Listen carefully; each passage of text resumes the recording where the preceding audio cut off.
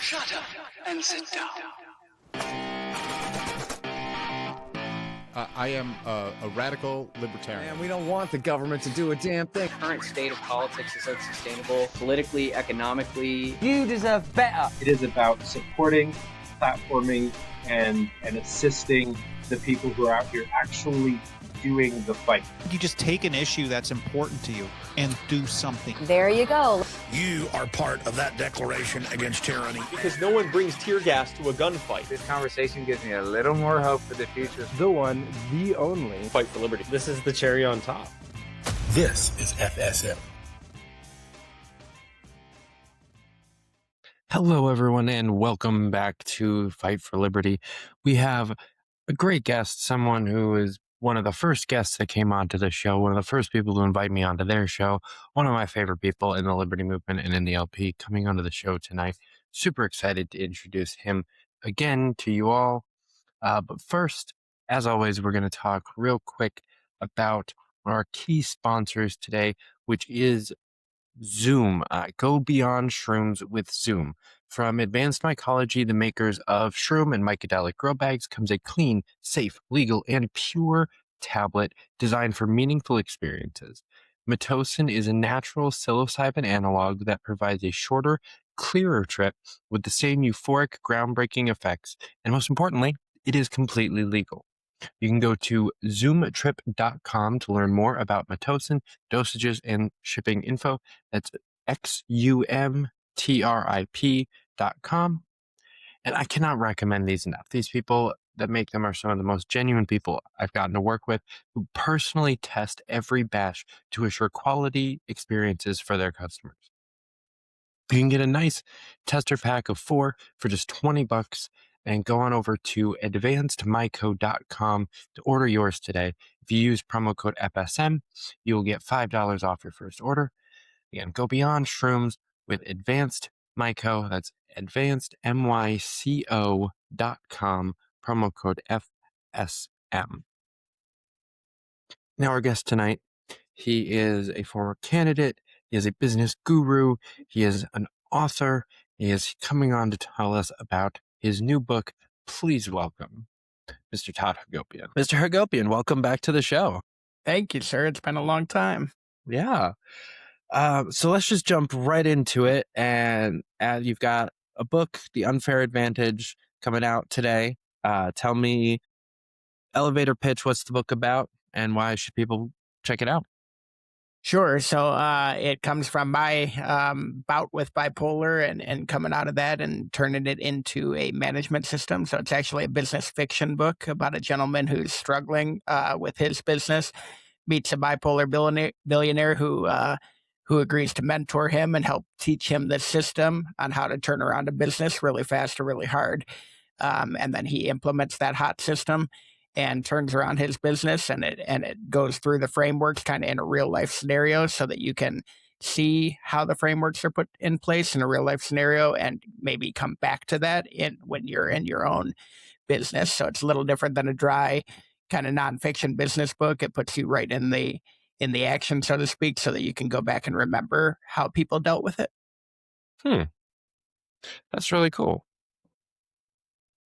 So tell me a little bit about your, I know a decent amount, but tell everybody else about some of your background in business and where kind of you get the authority to talk about it like that. Sure, absolutely. Yeah, I went back and got my MBA at Michigan State University, got into manufacturing early on in my career, worked at Whirlpool in several different senior positions.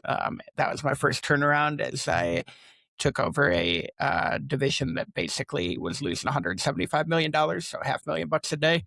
And a group of us had the task to turn that around and make it profitable.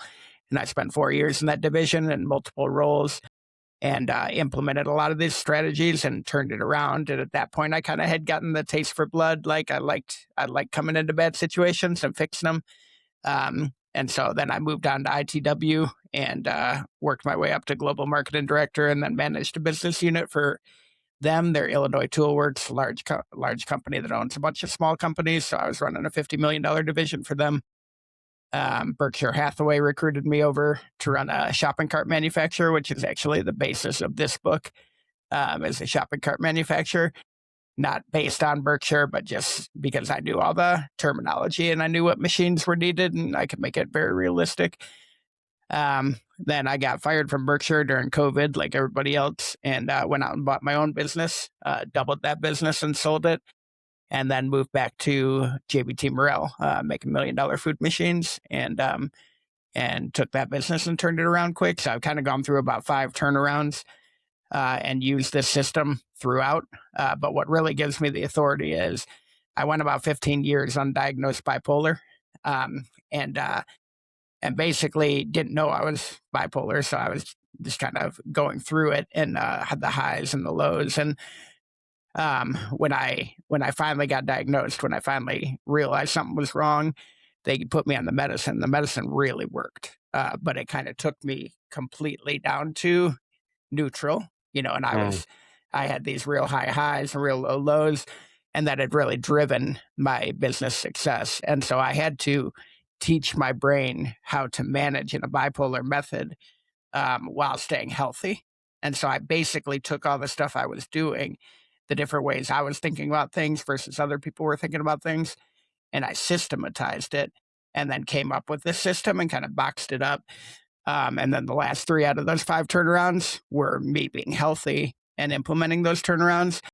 And by the time I got through that 3rd one, I was like, I think I could teach people this. And my lieutenants in every business have kind of learned this method, and now they're doing it in other businesses, and I finally decided that it was time for me to come out and tell people that I was bipolar, and then basically show people that there's a benefit to neurodiversity in the workplace. It's not something to be scared of, but it actually is.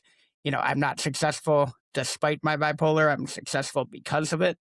And then I wanted to show that to people and kind of have that dual benefit. I think that's an important kind of angle to take.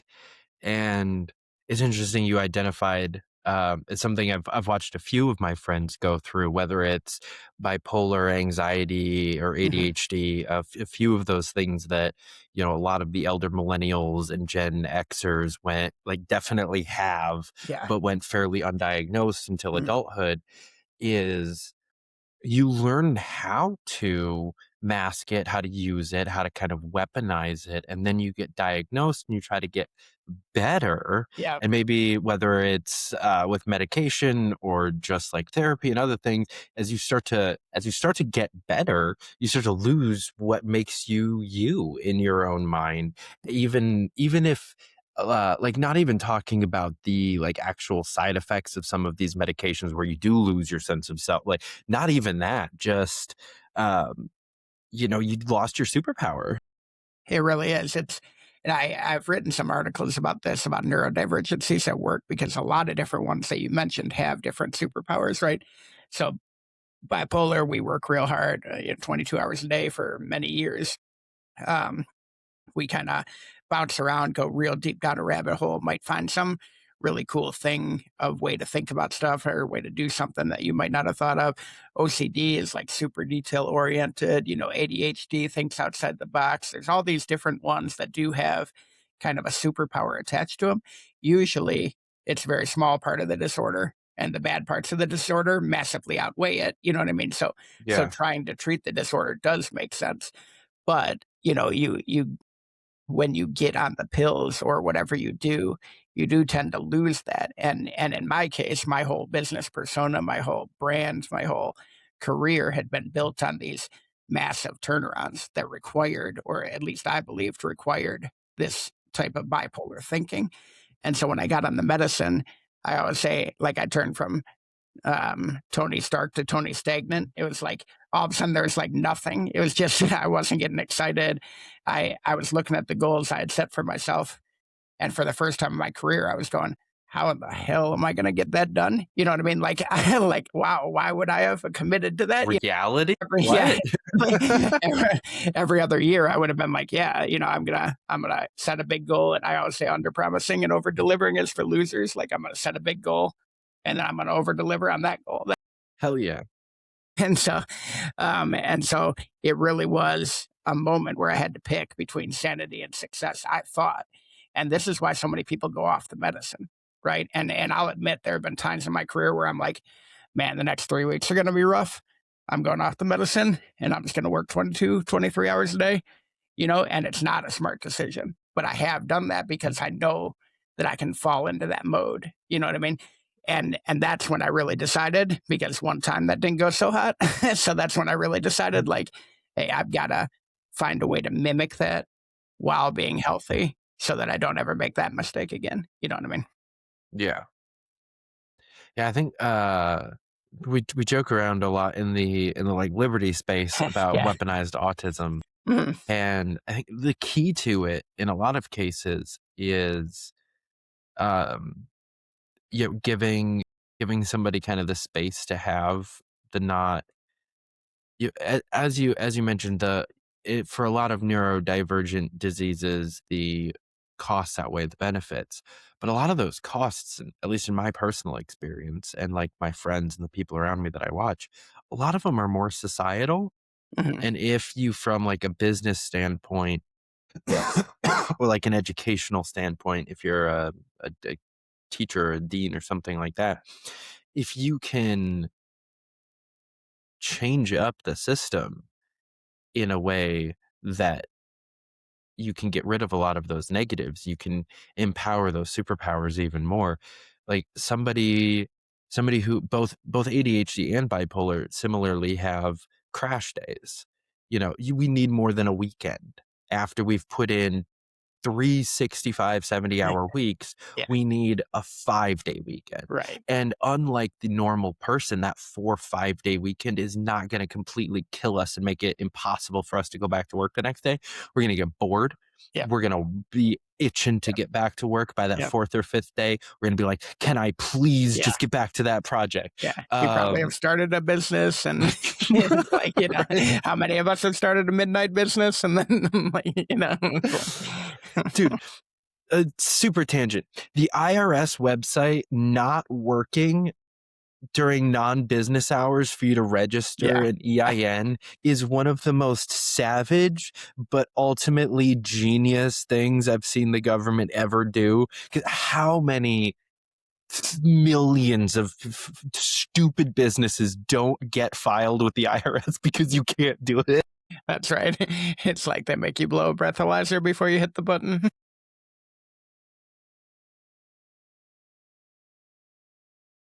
But yeah, I think if we could look at it a little bit more holistically, especially talking about it from a business standpoint, if you know that somebody on your team has a certain neurodivergency and you know how to deal with that, how to weaponize the autism and or the OCD or whatever, because nobody's a better accountant than someone with OCD.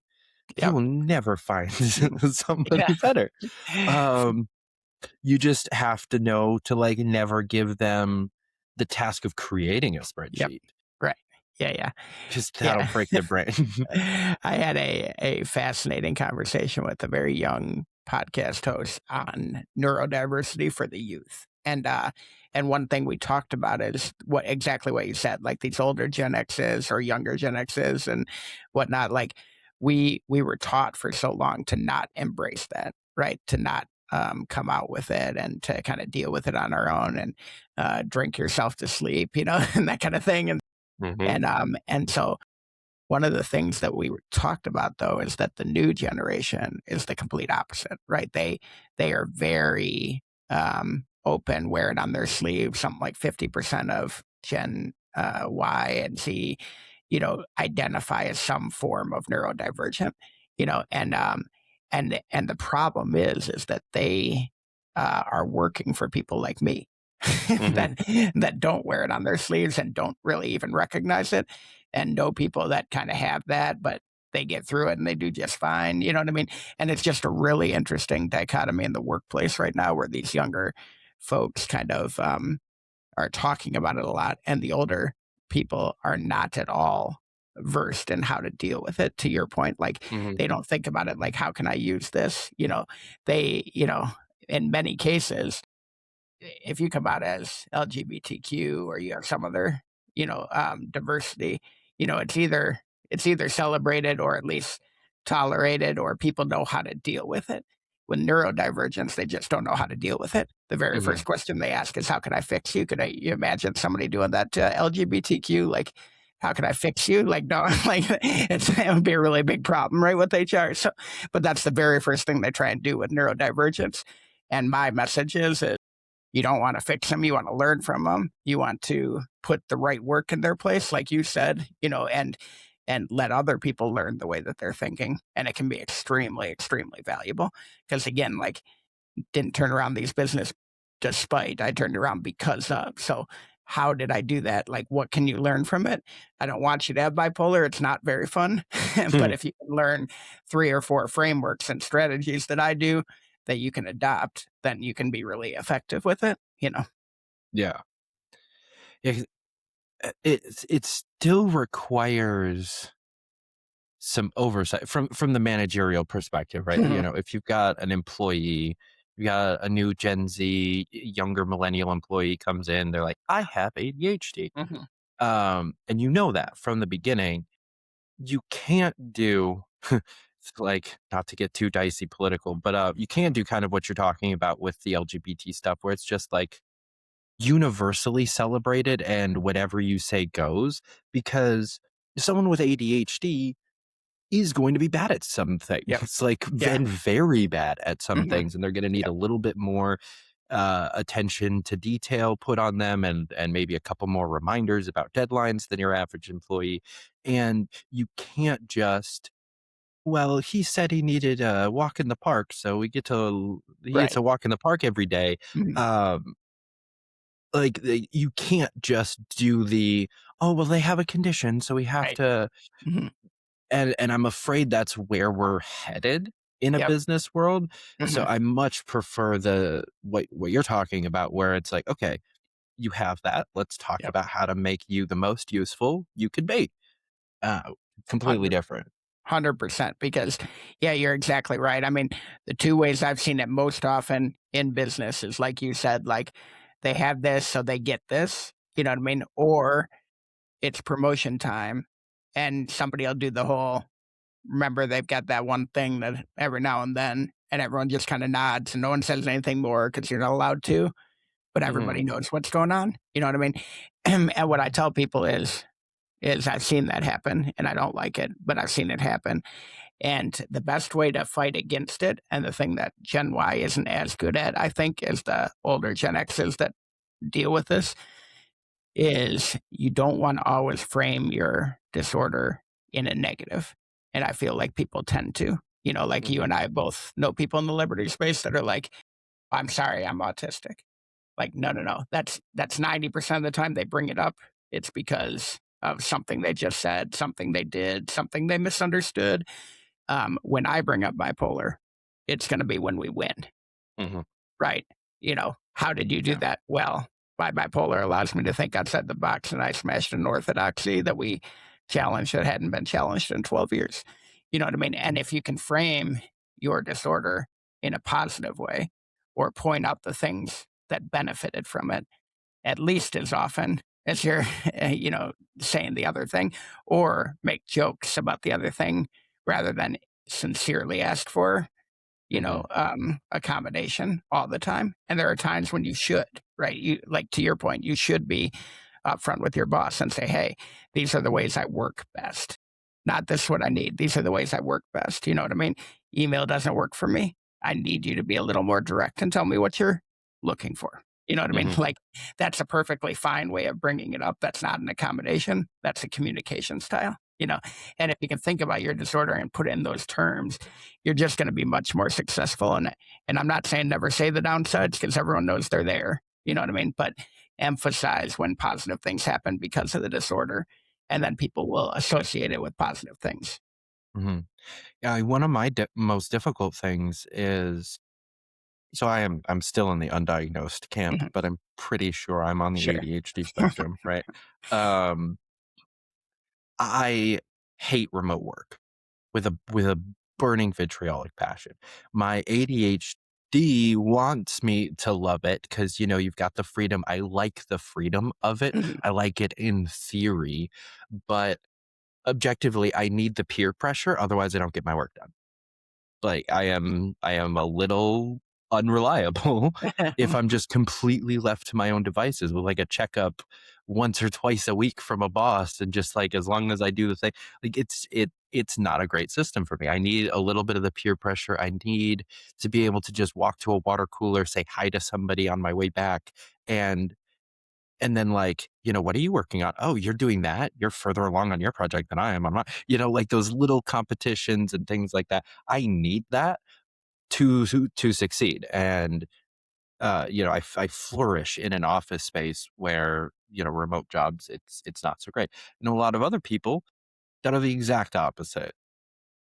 And they have like anxiety or PTSD or an ADHD or autism that says, if I can control all of my surroundings and I'm in my house, in my little office that I made in my house, that's everything I want it to be. It's the right color. It's the right everything. I'm in my happy place and I can work twice as good as anyone could in an office. Yep.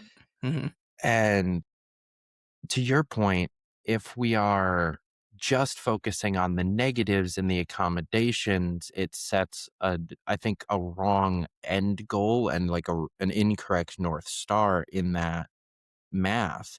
Because like the most accommodating job for me would be like a hybrid, usually working from home kind of a situation.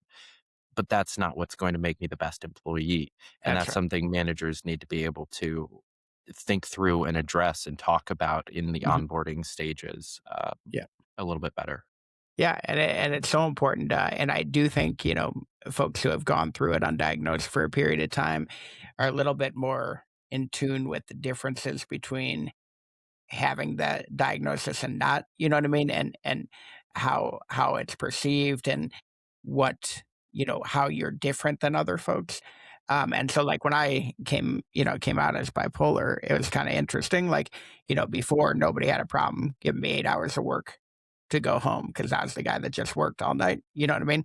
And it was just like, yeah, that's great. He'll just do it, you know. So, and now it's like I don't want to give you anything after 5, and I'm like, guys, it's not like that. You know, like I will find the time to sleep now. You know, I will sleep my 4 or 5 hours a night, not 1 or 2 anymore. You know what I mean? Like you can give me stuff, I will go home and do it if I'm awake, and if not, I'll wake up a couple hours early and knock it out. And so it's just about letting people understand, you know, how it does affect you and how it doesn't. But there are benefits to people knowing too. You know what I mean? Like now I have people at work that I can talk to. If I am having a bad day or if I'm starting to feel wrong, you know what I mean? And I need something like I need to go home an hour early or I just need an hour off and I need to get, you know, go to the doctor or whatever. Like I can do that now and it's not, you know, a career killer. You know, people don't just go, oh my God, he's flipping out. They go, oh, you know, he needed an hour. So he took an hour. Like that's self-aware. You know, everybody needs an hour. Doesn't matter if you have bipolar or not. You're occasionally going to need an hour, you know. But it's a lot easier now to have that conversation. Be like, you know what? I'm not going to be able to handle this conversation right now. So let's just put this off till tomorrow, kind of deal. Yeah. I think one of the things that has been missing from just the corporate environment, one of those things that, like, especially the younger people are pointing out a lot, one of the reasons why corporate culture is dying is because there isn't a concept of like earning social credit by doing extra that you can then spend by slacking off. It's you're just expected to then do that extra going forward instead. Which I think there are definitely some businesses and even like some large corporations that are really pivoting on that kind of stuff. More younger millennials and Gen Z making it into lower levels of management and upper management is definitely helping. But again, I think it's somewhat swinging too far the other way into that like accommodation. Everybody needs a pool table in the break room kind of thing, which is different. But if we could just collectively agree that somebody who goes home and does 5 hours of unpaid work in the middle of the night because they can stay up until 1 o'clock in the morning should then be able to go home 2 hours early 2 weeks later. Like, it's no brainer. Like, this should be pretty simple. It would be nice to see that be a little bit more normal. And I think in those types of situations, you would see a lot more productivity out of people like you and me. If me busting my ass tonight would actually earn me some sort of respect or wiggle room down the road, I will do that when I feel the motivation, which is usually probably 2 nights a week. I'll go above and beyond, but if it's not going to get me anything, you're not going to see me after 5. And it's an interesting point, and I've been thinking about it a lot lately, actually, because what I've noticed in my career, and I didn't notice it until late, is the people who do that, the people who work the extra 5 hours a few nights a week, and this and that, they get promoted, right? And so they end up in these higher positions. As you get into higher positions, what you just described is there quite often. There's many companies, there's a big trend now that's going to unlimited vacation for senior executives. And it's not like we're all taking vacation because none of us take a vacation, right? Like if I'm on vacation, I'm working, but my family's on vacation, but they're doing unlimited vacation because they know that about these people.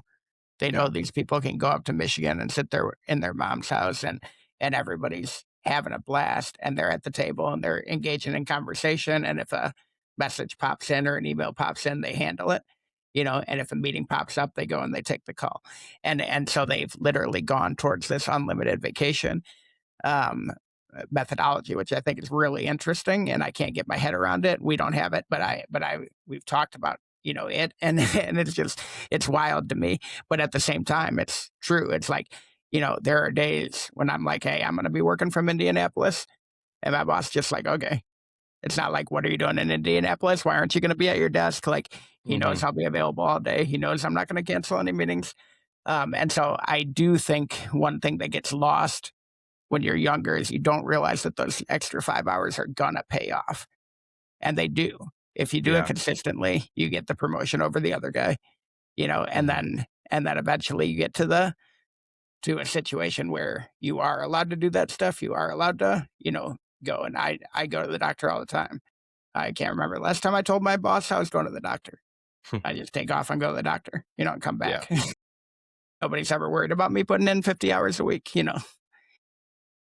I think one of the things that, like, because what you're saying is objectively true, but it also carries with it, you have to bet on the businesses correctly. Yeah. And, way too much of, especially where I'm at, like my generation, I thank God really didn't see too much of this. But a lot of that younger millennial, older Gen Z, we watched the '08 crisis happen and the fallout from that, and watched, again, like, thankfully my dad worked for Crucible Specialty Metals, which had some tough times, but it's the largest steel plant in the country. Like, they were fine through most of that. But I watched a lot of my friends' parents lose their jobs that they had been doing that with for years. And then, we had COVID, a lot of similar things happen. So a lot of us have just watched over and over and over again. I've built up that capital for maybe a promotion into a job that just goes under. And now I'm still a greeter at Walmart anyway. Yeah. So I think there's an element of, there isn't that 20 to 40 year career in a company thing going on anymore. And it loses some of that magic that you're talking about, but it definitely does still exist. You just have to find it. And I do agree with that the 20 to 40 years in a company thing doesn't happen anymore. So just to put it in perspective, like, I've worked at 5 companies in the last 15 years. Okay. So, I mean, I'm a every 3-year guy, it's 6 years here, 2 years here, 2 years there.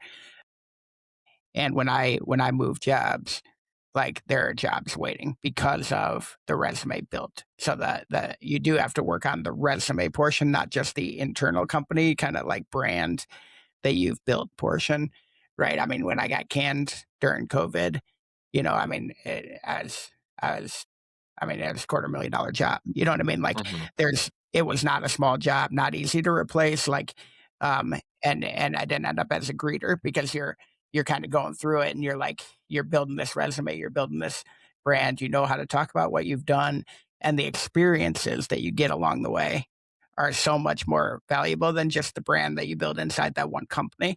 And I think especially with Gen Y, where they do move around a lot, maybe that's the part that's not being taught as well, is how to talk about those experiences, how to log those experiences, like staying at a job long enough that you have that type of experience to talk about, right? Like I would never leave before a turnaround was done because I know I need that turnaround. You know what I mean? So, but some people do. Some people see the shiny object and run at it.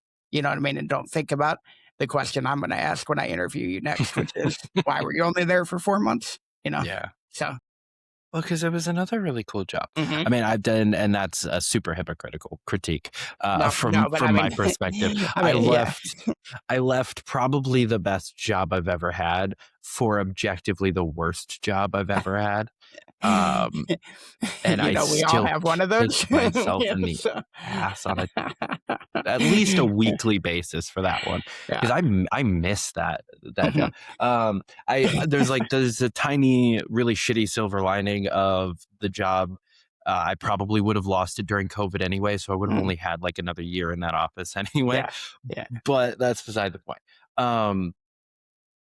You mentioned the unlimited vacation. Yeah. And my friend whose house I'm actually staying in at the moment, we're redoing their floors and whatnot, and I'm crashing their basement.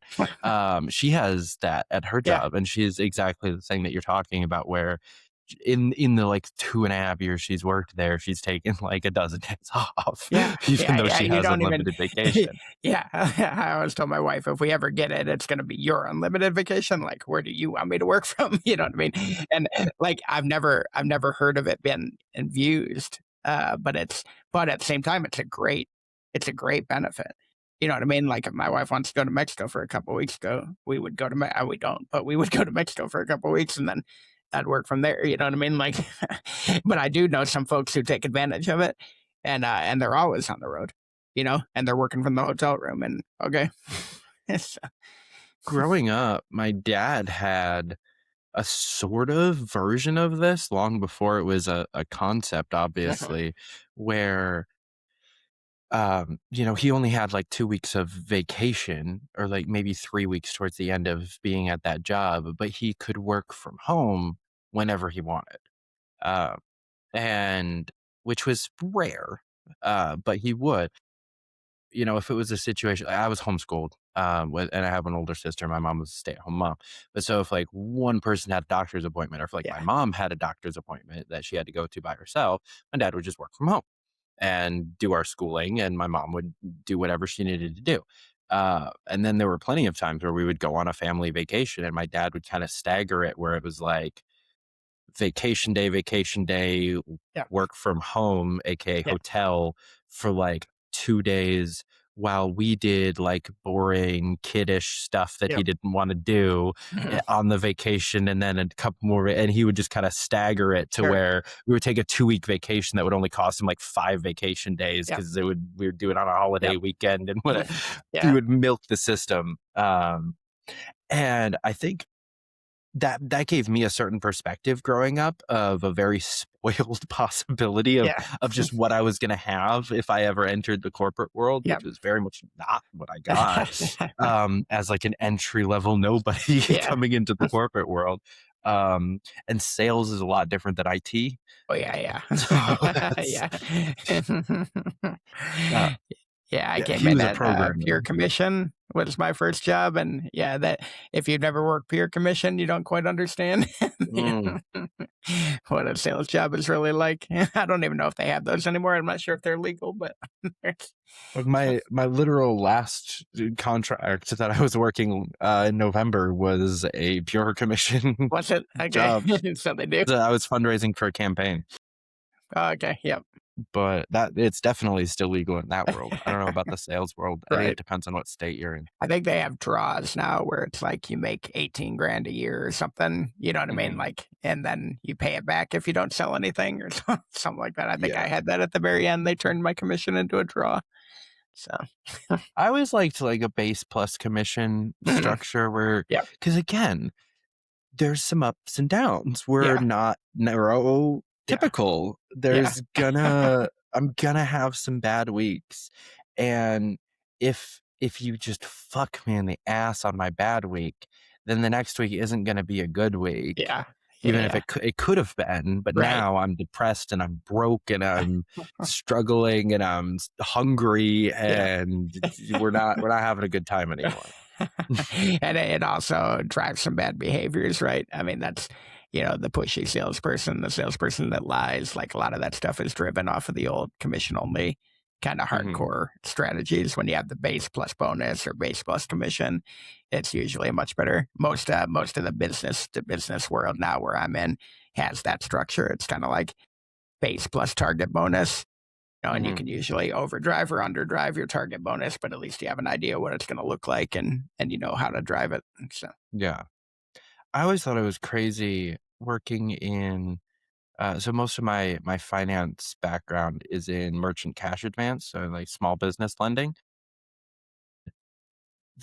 I never worked for a single company, lender, broker, anything in between, that had any sort of anything about as far as like giving bonuses for not having defaults. Like there were clawbacks if they would default within like 30 or 90 days or something like that.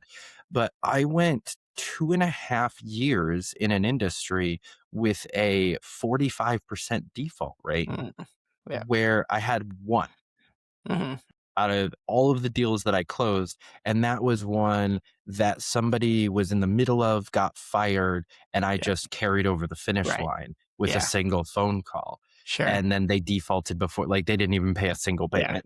They took the money and literally fled the country. They stacked 5 loans in a day and then fled the country with like 25 grand.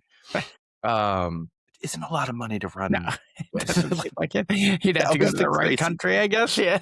Right. I think it was like Argentina or something. I don't remember. It's something South or Central American.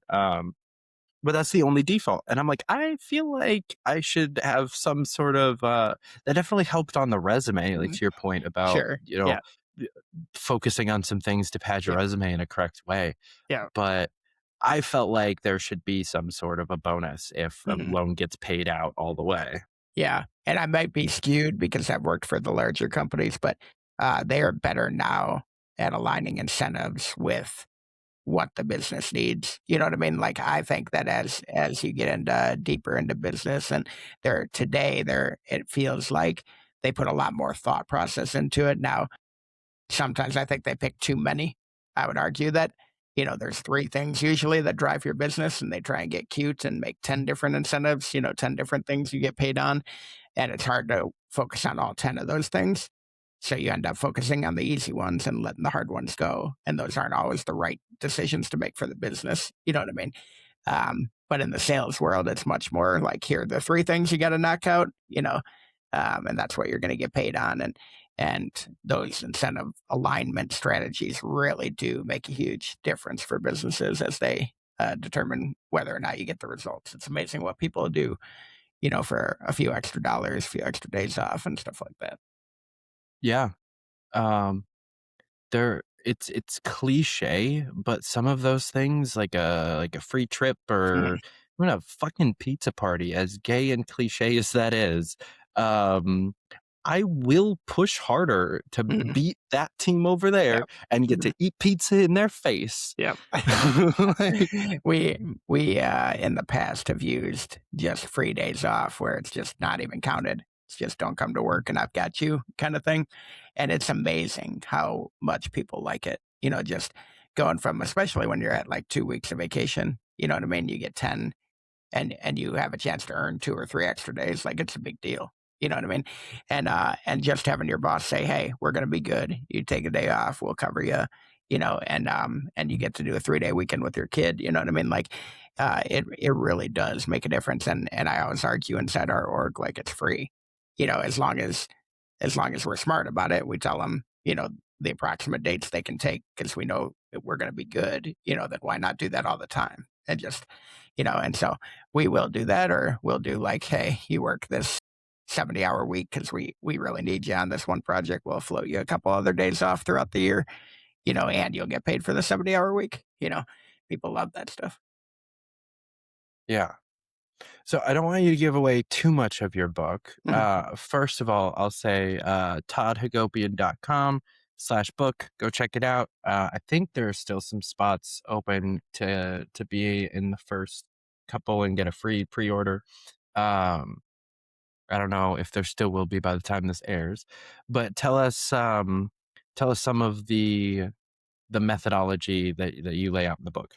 Yeah, and I'm a big believer. A very smart guy, a mentor, once told me, the people are only going to buy your book if they've heard something you say or if they read something you wrote. So I actually am big on giving away all my stuff for free. You hear a framework you like, you're more likely to buy the book than if I kind of like hide it and tell you a little bit here and there. So I'll just go through the kind of the top 3, and then we can talk through it. So, but the biggest ones I would say are the Karelin method, which is a productivity framework. So a lot of people talk about activity times efficiency equals results. Mm-hmm. The harder you work and the better you are at your job, that equation will determine how good you are. So if you're 20% better at your job, you might get 20% more stuff done. But if you're 20% better and you work 20% more hours, you get 44% more done, right? Mm-hmm. It's a math equation. So that's really simple. Just to allow you people to work harder and be better, right? Like, that's the problem with it is there's no real trick, to getting that done. So I came up with this: activity times efficiency times focus equals results. And the idea is the activity is your inward. You can work as many hours as you want. The efficiency has actually changed over time as technology has developed, because now you can take things and systematize them, automate them, use AI, outsource, a lot of this stuff that you spend hours and hours on, you can spend $15 on and have somebody else do it now. You know what I mean? So there's a lot of ways to get more efficient without just being quote unquote better at your job. And then the focus part is what I really talk about. And the idea here is you're going to work 50 hours a week. You want those 50 hours to be spent doing things that only you can do. So think about that for a minute, like all the stuff you do in your job. What are the things that only you can do? And if you worked all 50 hours on those things, or on the things that drove the most dollars to the bottom line, think about how much more productive you'd be. And you might be sitting there thinking, I'm probably doing that already. Look at your calendar, because your calendar doesn't lie. Think about the 3 most important things that only you can do that drive the most value to the organization, and figure out how many hours a week you're doing those 3 things. And I guarantee you the answer is going to be like 7. And the other 40 hours a week, you're doing things that you could easily automate or systematize or use AI or push to somebody lower or push to somebody outside the org, you know what I mean? And outsource. And so when I run a company, that's what I tell people. I say, we got 150 people here. If you all ran your work week and focused only on the things that make the most money and only on the things that only you can do, and we all push off to the people that only can do those things, then all of a sudden we can be 500% more productive, because you might spend 40 hours a week on these things instead of 8. And so that's the Karelin method. It's about structuring your schedule, making yourself more efficient, and working a few more hours than the other folks. The 80-20 matrix of profitability is all about 80-20 rule, the Pareto principle, which is 80% of your results come from 20% of your activities. And so the idea here is figure out your largest customer, figure out your best products, and put all of your time into that matrix of your largest customers that are buying your best products. And there's an 80-20 matrix of profitability, and that I kind of explain in the book. But what ends up happening is these B products and B customers, you actually give better prices to your worst customers on your worst products, because they're harder to sell. Okay, when you have a really good value proposition, you don't have to discount. When you're selling a whole bunch to the right customer, and it's their value proposition that they need, they will pay a higher price. But when you're trying to force a bad customer to a bad product to a bad customer, you end up discounting it, and then you'll do all these weird things like customize it and add in all this complexity. And so when you actually map this out, you'll find that maybe 60% of your time is spent on these lower profitability, higher complexity products that you're selling to people who will never be big, and you're basically wasting a whole bunch of money. So the other part of that is, you give them a huge price increase or you outsource it and you drive all of that effort back into the more profitable products, going to your better customers, and then you serve them better and you become much more profitable. So that's the 80-20 matrix profitability. And probably the coolest one, especially for neurodivergence, is orthodoxy smashing.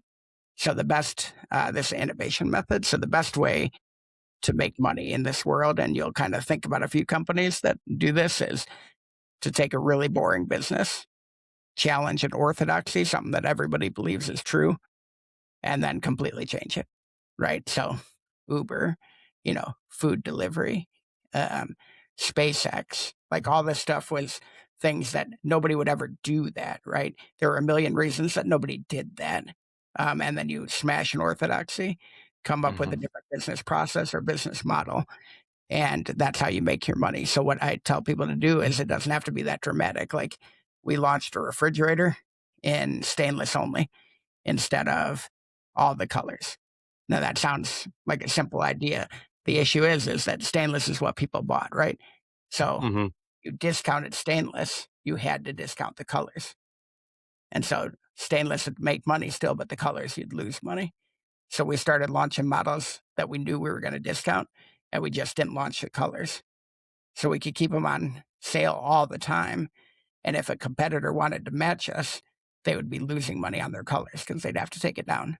So we basically found a way to beat up on the competitor. They could not discount as often as us, but every time we sold one, we made money.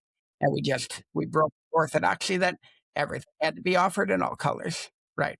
Did the same thing. If you go into washing machine section now, you'll notice that there's not that many white washers anymore. They're all colored. We were the ones that started that. They always existed, but nobody ever put them on the floor because people would buy white, right? They didn't want to buy color ones. And so we challenged that orthodoxy and we started putting them on the floor. What ended up happening is not only did people buy them, but what they didn't do is go in and buy a washer that was gray to match with their white dryer. They bought the gray washer. They bought them both. So we ended up going from 30% attachment to 100% attachment. And we sold a bunch more than we were selling in white. But it's so funny because it's just a simple example. But at the time, it was crazy. Nobody was doing it. Now you walk in and that's all there is. And so somebody changed the market. It happened to be us. And it stuck. And that's how it's been now for 25 years. That's awesome. It's interesting. I'm gonna go back to number 2, just because it'll be fun, separating the wheat from the chaff type thing in the comments of who hears 80-20 and thinks the 80-20 matrix that we know from business, and who here thinks Larry Sharp's 80-20 rule. Yeah. I know. My brain is so split that it like short circuits anytime I hear it, no matter who's talking about it, because I'm like, wait, how do you know Larry Sharp? Yeah. It's like, oh, you mean the other one? Okay, never mind. Well, and it's so funny because if I remember his rule right, it's actually not the 80-20 principle at all. It's just something he talks about, like if we agree on 80% of blah, blah, blah. Yeah. Yeah. And that's not at all what the 80-20 is. It's actually the exact opposite. Pick the 20% of things that are most important that we agree on, and they will drive 80% of the value. Do you know what I mean? So it's actually the opposite of the way which is always funny every time I hear him say it, but it's fine. It's just different. But I think in its origin, if I remember correctly, this is totally tangent, but if I remember correctly, like 2018, Larry, when he was first talking about this a lot, was it was a both. It was kind Okay. of like a, if we agree on 80%, Yeah. then we're friends. Yeah. And then let's find the 20 that we most agree Right. on and push for that. See, It was like there a you go. kind of a Yep. 1-2 punch is why he Yep. called it the 80-20 rule. Right. Yeah. And then he just kind of dropped the second Yeah. half of it. Yeah. As it's continued, and it's Yeah. just turned into this Well, thing that's and the way gone he beyond says it himself. works in politics, like it gets the point across, but the true 80-20 would be like, okay, we've got, whatever, 1 million things in our platform. Like, let's say we have 100 things in our platform, but there's 20 of them that like everybody agrees on, that, that drive the most value to liberty, that we would all agree that do. Like, let's focus on those 20. So I've always been a fan of actually cutting down the planks. You know what I mean? And being like, let's get it to where we're not always fighting about plank number 3. You know what I mean? Like, and then we can all just go all in on the things that we agree on. That's the true 80-20, which we identify the 20 that drives the 80% of excitement and drives 80% of the conversations. And probably more importantly, in a political sense, like conversions. You know what I mean? Like these 20% of views are the things that actually might make people switch affiliation or switch, their ideas on some stuff. So now I want to figure out what that 20 is. I would love to do that with you sometime, because I've always said that that's what we have to do. Like when I had run for chair of the party and when I was on the LNC and whatnot, the idea of branding always comes up, right?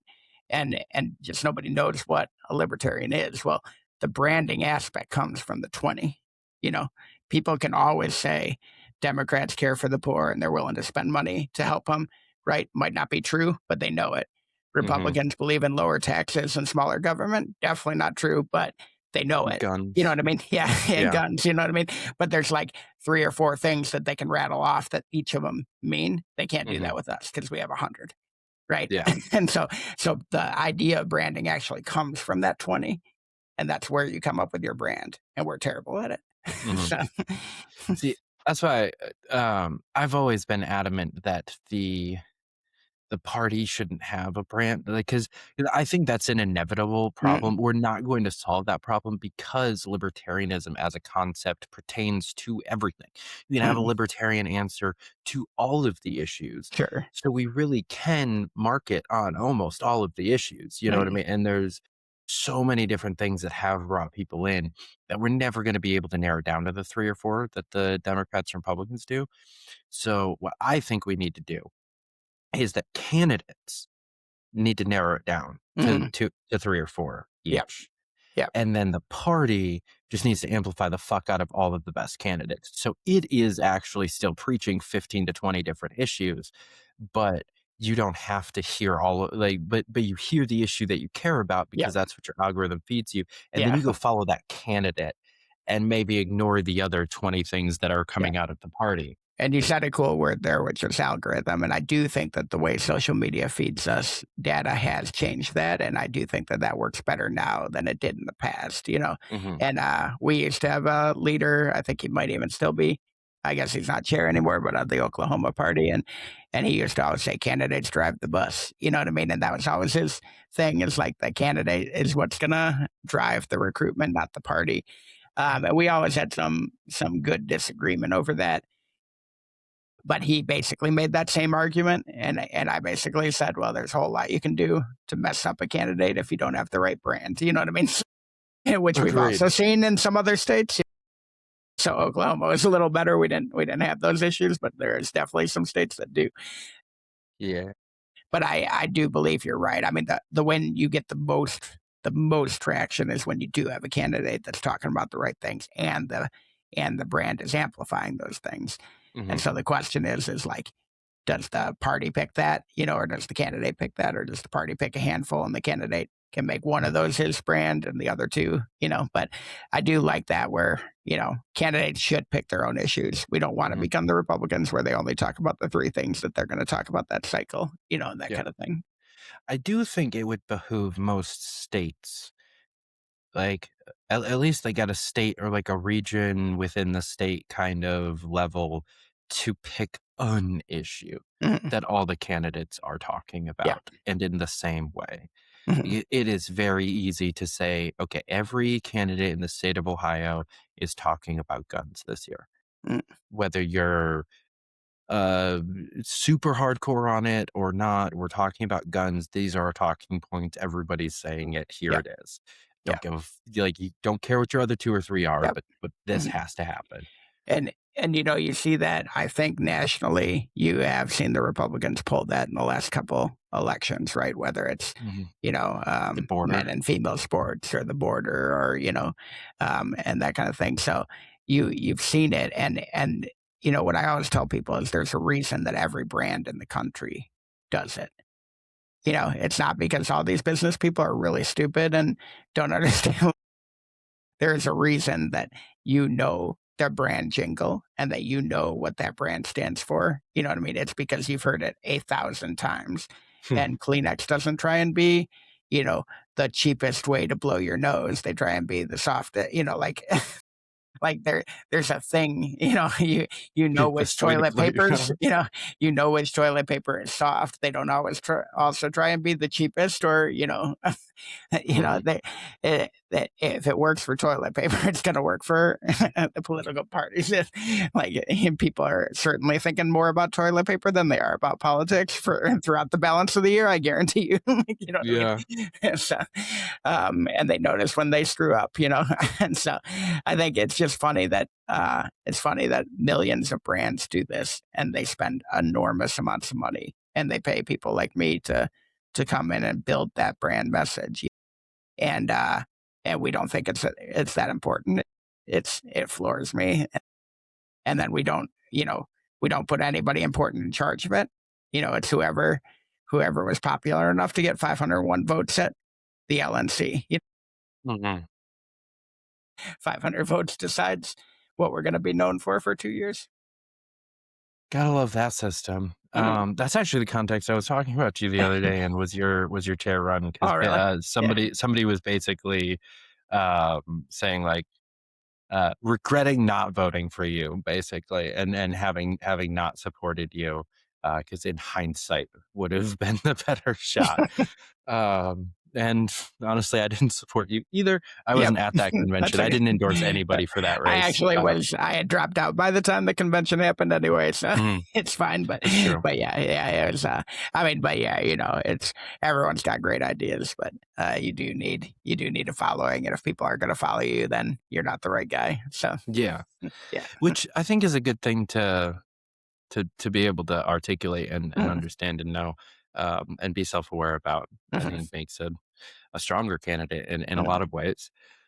But so while we're talking about politics, I know the book is mostly towards business. Sure. How do these same principles apply to candidates and campaign structures? Yeah, I mean, I would think that Karelin method is something that really applies to all areas of your life. So, I mean, especially in the libertarian circle where you have minimum funds, minimum number of volunteers, minimum time.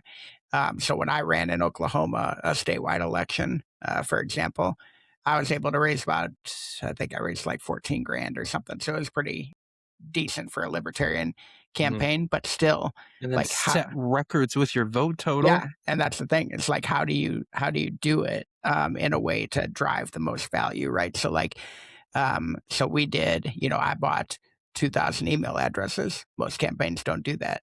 You know what I mean? And I started talking to those people regularly through the email. And how did I do that? I found the folks who had been registered independents or registered libertarians at some point, blah, blah, blah. You can get all this data. And I bought those. So I started hitting all those people.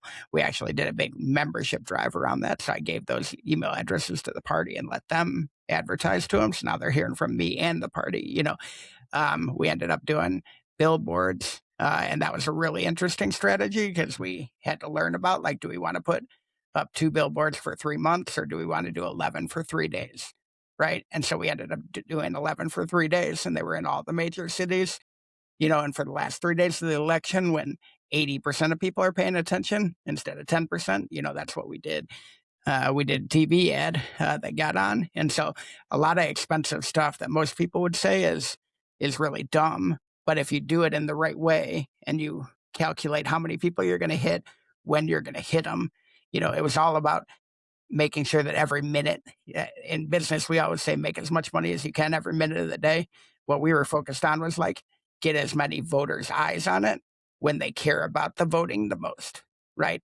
Billboard 3 months early doesn't mean anything. A billboard the day they're going to the polls could mean a lot, and so, yeah, we ended up doing 345,000 votes. And it was really cool. And frankly, I didn't spend hardly any time on that campaign. You know what I mean? Like, I probably did 5 interviews other than podcasts. I probably did like 5 real interviews and probably did like 2 speeches, but I just spent the money in the right way and got a lot of eyeballs on the campaign. Yeah. And I think there's quite a few things that might not get a vote by its sheer existence, but might solidify a vote or be the second or third out of 4 kind of pokes at making them actually look you up. So like not to like shit on any of what you just said, but I don't think that like a TV ad is getting you a whole bunch of voters. But I think if somebody has seen a flyer, gotten your email, seen your billboard or whatever, and they're like, oh, that guy seems interesting, but I don't know, whatever.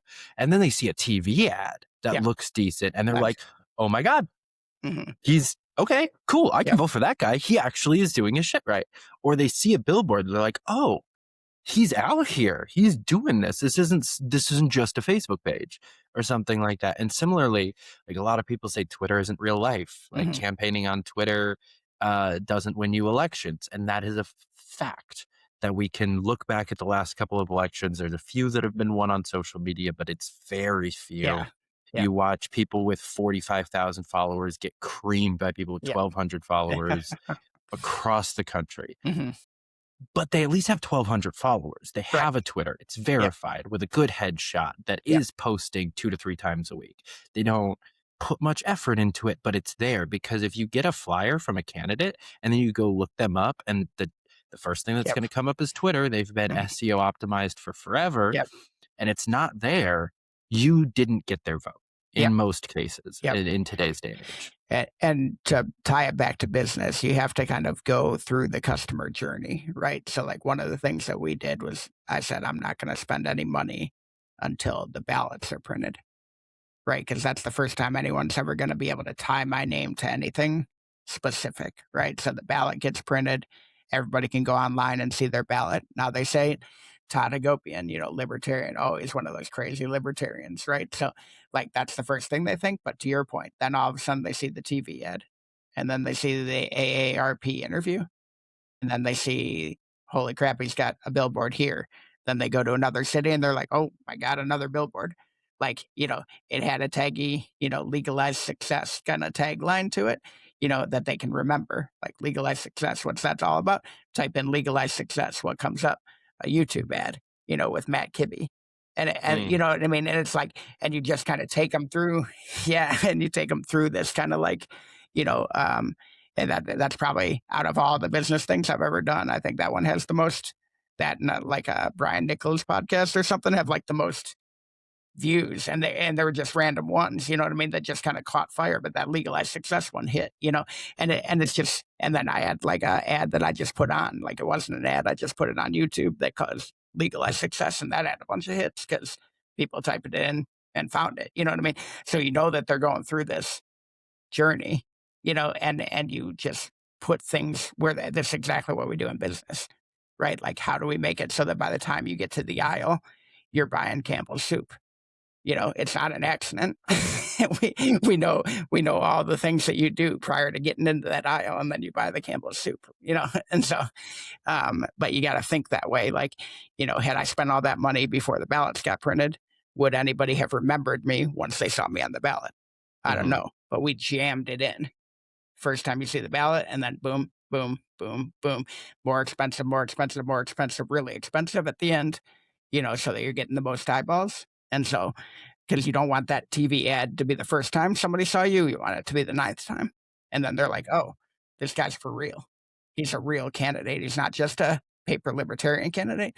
The other interesting one we did that I think libertarians need to do more is we did kind of stuff the ballot on certain ones. So there were counties that had 7 libertarians on it, and so we knew it was going to be an important election. We had to get certain percentage to get our ballot access. And so we kind of made an effort to get a lot of people on the ballot and some decent candidates. Yeah, and you guys did great. That was I talk about you guys in that race often. You and Dan Fishman's race in Massachusetts are the 2 that I think I talk about the most because you guys killed it. But I think I've been like screaming into the void for the last like 2 weeks. Actually, I've had 3 separate like pseudo job interview-ish things. 2 of them might be paid. One of them's for a volunteer gig, but all somewhat communications related. And I'm like, I'm interviewing with a group of people. Well, 2. The other one's pretty solid, but the 2 are groups of people with no communications plan of any kind at the moment. Like it is just whatever pops into the person with the social media keys head posts things. One of them would be like working with a couple of candidates doing stuff. None of them have a comms team. Few of them even have campaign managers. And I'm like, well, you need a plan. So part of it was I wrote a 12-month comms plan for a nonprofit and pitched it to them. And, it's 14 different press releases and 5 or 6 different events, a fundraiser that is in the same city as one of the press conferences to kind of leverage some of the stuff that we've done. It's a whole year of a plan, and it's just for a project within the nonprofit, but it would be 9.9% of the comms that this organization does because they're not doing shit. And not to talk shit, like I love these guys and I want to work with them for a reason, but I say this because it's a pervasive problem across a lot of parties, campaigns, organizations, and even businesses. Yeah, where it's just people just kind of going like, hey, maybe we do this, maybe we do that.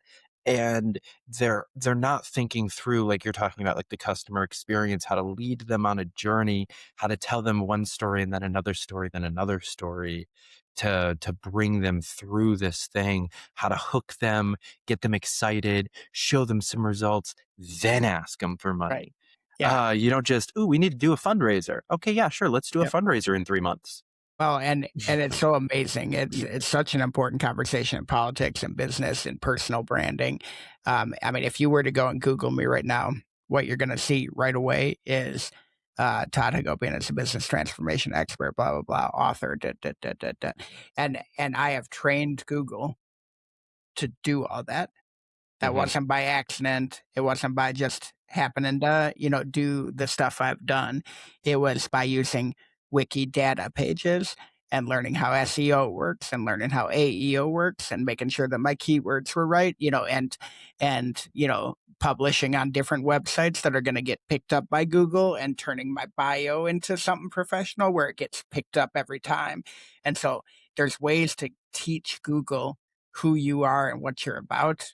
And candidates need to get much better at that. And it takes some months, so you can't do it all in the last minute, but you can actually lay the groundwork for 6 months, very little work, and at the 6-month mark, all of a sudden, boom, all that stuff that's showing up in Google right now was from 6 months ago, me putting in the work and it was basically all free. You know what I mean? But understanding the game and putting it together, you can build a brand in 6 months. That's really strong. And that way, to your point, when somebody, and I didn't do that during my run, but when somebody, puts your name in, all the stuff you want pops up and none of the stuff you don't. And you can control all that if you know what you're doing. Yeah. Mine is mostly my Lpedia results. Yeah. Which is amusing. Lpedia is not bad. And you can control it. For the most part, because they don't get edited that much, you know what I mean? So you can get in there and control it for the most part. but it is actually a pretty powerful tool, and Google will yank it. So Because they've been good at making it yeah. SEO optimized Yep. really well. Also, you mentioned like laying the groundwork from a digital perspective, and I think something that's also very important that people miss the mark on a lot is laying the groundwork from an interpersonal perspective pre-campaign launch. While we're on this topic, you shouldn't go to your neighbors as a candidate for the first time. And I don't mean like your direct next door neighbors. I mean 5-6 blocks over, you don't have any reason to interact with them. You need to interact with them for some other reason first. You need to get involved with either a nonprofit that's going to send you door to door doing like a food drive or something like that. Get involved with an activist organization that's going to have you up on a stage talking about Second Amendment rights or free speech or something like that. Do something else first. You need people to see you as a human being who cares about things, and one of those things being something they care about. Yep. That needs to be your first introduction, and then you can tell them that you're a candidate. Because if you say you're a candidate, they're going to instantly assume that you don't care about shit. Definitely not what they care about. Yep. And get your elevator pitch right. Like, let's say you haven't gone to that street 5 streets over, but you have done some of the stuff you just talked about. There's ways to knock on that door and be like, you might remember me from the can drive that did blah, blah, blah, blah, blah. Not sure if I hit this street. You know what I mean? Now, all of a sudden, you're the guy that did a whole bunch of volunteer work, in this neighborhood. And oh, by the way, I'm running for this thing, so I thought I'd come back by. They might not remember you. They don't know if you stopped there or not, but you were just able to tell a story that changes who you are when you knock on that door. You know what I mean? And this is all branding. Like, it's branding 101. Like, what do you want people to know about you?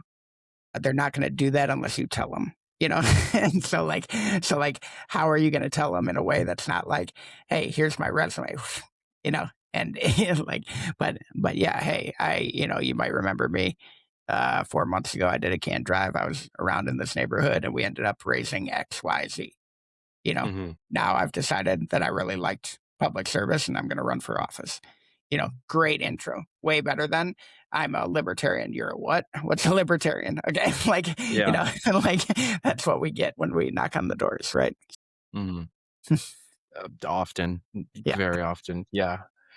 That should never be what you say first. That should be like the last thing you say. We've had good debates on that. I hope you'll vote for me. I'll be on the ballot as a libertarian. That's the end of your pitch. Yeah.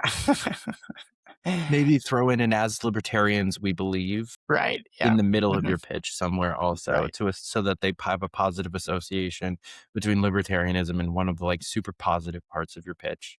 That helps lay the groundwork for next year for other candidates. Even if you don't win their vote because, well, I like you, but you're running against my friend Betty, so I'm going to vote for Betty. But next year when Mark's running, I had a lot of that in my race in New York City because I was running in a special election. New York does this weird thing. In New York City, if there's a special election, there's automatically another election the following November. Just on like the general election day, there's another special election. So somebody moved up out of like the vice mayor position, basically. And then my city councilman moved into that position through a special election. So then in November, what should have been a very calm, odd year had that vice mayor and the city council seat that he had vacated up for re-election. And I was running for city council. One of my good friends was running against the person I was running to replace. And so I got a lot of votes that I could not get from my friend because they're like, well, no, because Giuliani's still our dude. We're never going to vote for anyone but him. But the chick that replaced him was like endorsed by the police unions and just like this just terrible, horrible, like Eric Adams style New York Democrat. And so I was able to get some votes from them. But, we can and he was able to get me votes that he couldn't get for himself, Yep. and in some situations I was able to get him votes. And if we could work together like that and just try to mutually beneficially help the brand of libertarianism as we're running, that Yep, would be nice. It is, and we did that one time in Oklahoma. I remember there were like in that area that there were 7 candidates. They decided to do kind of pamphleting in that area, right? And it was really interesting. So we all gave pamphlets that could be given away, and then we chunked up the area, in X number of different things, and people went and pitched all 7 candidates, and that doesn't get done enough in the libertarian space. You know what I mean? But that's a way to make the party look legitimate, assuming the marketing materials are good. You know what I mean? Makes the party look legitimate, allows you to talk about yourself, but also show your friends, in which case they might vote for him because they're not going to vote for you, but they might vote for the other folks. And that is, again, where branding helps. Like if you all have a similar brand, that conversation becomes much easier because you can talk intelligently about everybody else. Yeah. It's kind of like a slate, at a convention, by doing a slate within a region. So. It's something that like both of the other parties do. I've never worked a general election campaign for a major party candidate where I was only campaigning for a single candidate. Right. Maybe the literature only had one candidate. A few times they would fuck up like that. Yeah. But like, unfortunately, I took a job working for a candidate that I actually kind of liked and ended up having to hand out literature with Lindsey Graham's fucking face on it. I hated that. Yeah. But and Trump, and I was like, I was out of there in just a couple of weeks. Yeah. Never mind, this is not what I signed up for. Yeah. But that's because they're doing it intelligently, and we're working for the state GOP. So the state was pushing all of their candidates. Like they know how to do it correctly. Yep.